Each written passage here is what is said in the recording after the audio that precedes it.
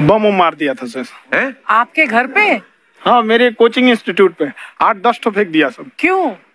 Actually हम पढ़ाई जो क्लासेज है तो उसके हम बहुत कम फी लेते हैं, नॉमिनल। अभी भी कोई लड़का क्लास करना चाहता है, पूरा सब्जेक्ट 200 में कर लेता है, फीस ही है पूरे सिलेबस की 200 रुपए। हाँ, तो बाकियों को थोड़ा सा प्रॉब्लम आने लगा। और हमको समझाएं, हम क्या, हमको क्या दिक्कत है, क्योंकि बहुत सारे लड़के जब हम लोग अपने स्टूडेंट लाइफ में थे, इंटरमीडिएट क्रॉस किए थे, तो हमारे साथ के कुछ लड़के पढ़ने के लिए चले गए थे दिल्ली, उनको यूपीएससी निकालने के लिए चले गए थे। हालांकि जो गए थे उनमें किसी का नहीं हुआ। तो हम लोग ना उनको जब स्टेशन छोड़ने आए थे, बड़ा भारी मन से हम लोगों ने विदा किया कि इन लोग के गार्जियन कितने पैसे वाले, इन्हें भेज दिए वहां, हम लोग के नहीं भेज सकते थे। तो ऐसे लाखों स्टूडेंट है जिनके गार्जियन नहीं भेज सकते। इनका मतलब गरीब होना कोई अपराध नहीं है, उसे कोई पढ़ाई से नहीं रोक सकता। बिल्कुल।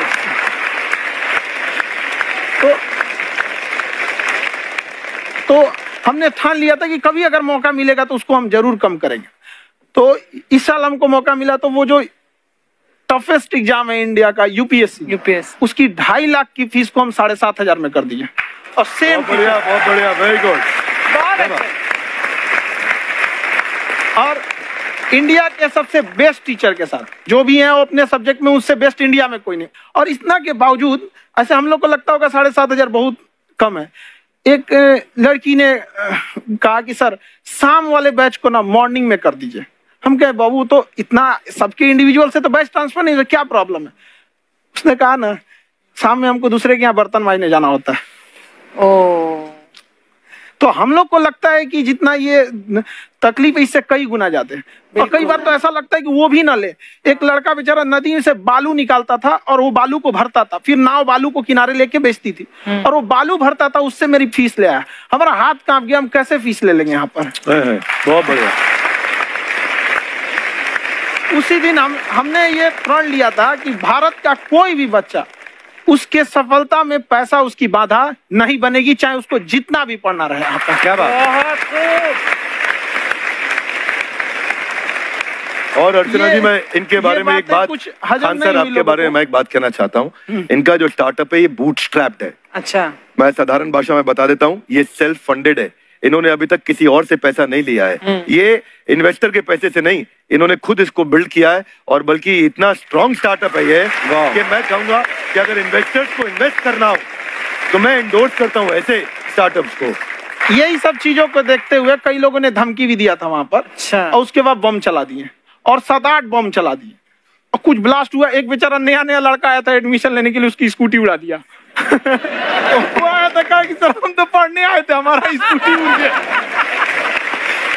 हमारी ऑफिस उड़ा दिए सब। एक तो पास में आके गिरा और नहीं फटा वो।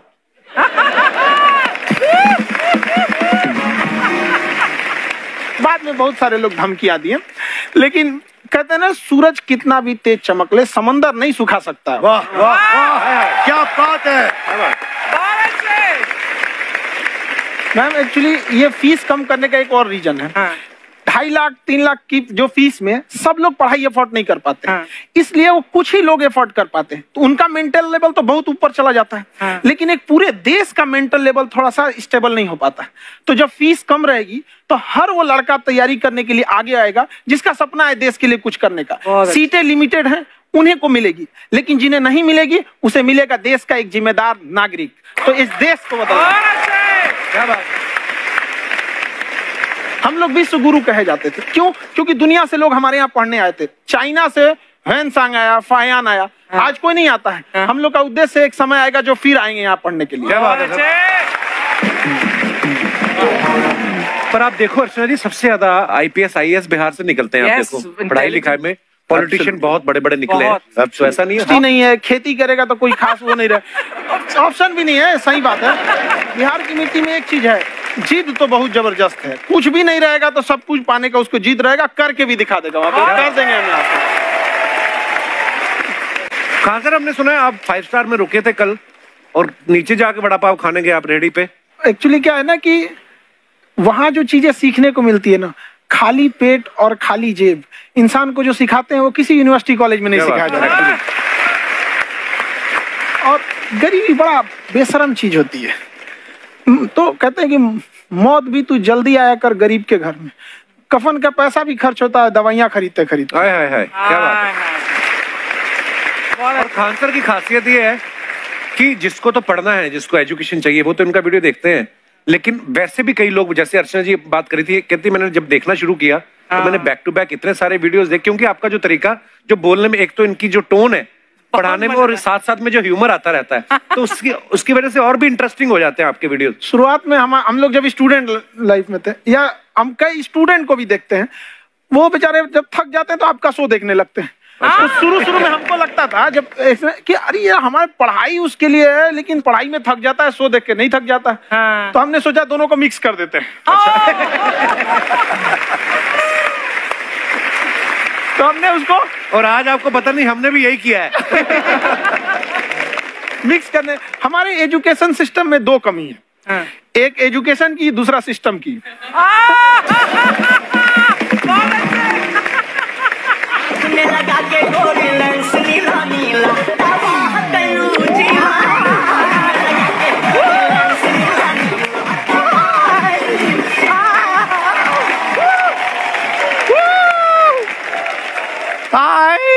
वाह, नमस्ते गुरुजी, नमस्ते विवेक जी, नमस्ते खान सर। अच्छा लग रहा है, वाह आप लोगों से मिलकर ना, आप हम मर सकते हैं।